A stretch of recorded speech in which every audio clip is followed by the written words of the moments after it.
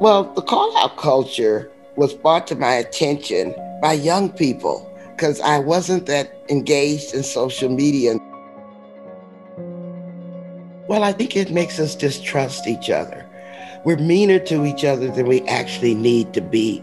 We're supposed to have differences of opinion. We're supposed to have debates, but we're not supposed to disagree with people's ideas and then attach them to their moral character and say, just because you don't agree with me, you're a racist person, you're a toxic person, you're a manipulative person. And then we exaggerate the harm. Oh, you have wounded me, you have raped me, you have violated me. And then we attach a whole thing of contamination to it. Oh, if you hang out with so-and-so, well, you must be manipulative, toxic, or racist too. And then we put it out on social media so that we can get them mobbed. And then we want them canceled so that they lose their jobs.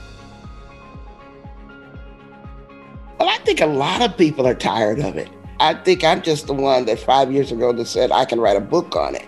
But once I started doing the research, I discovered that most Americans are tired of people using free speech to be intentionally mean to each other.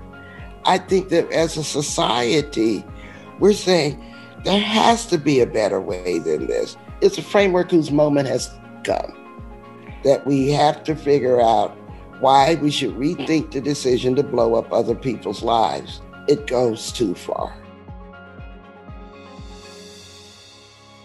I teach calling in and calling out.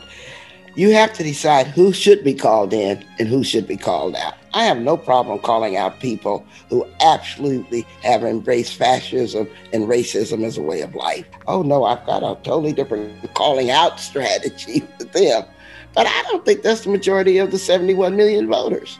I don't think that's the majority of how people want to walk through the world.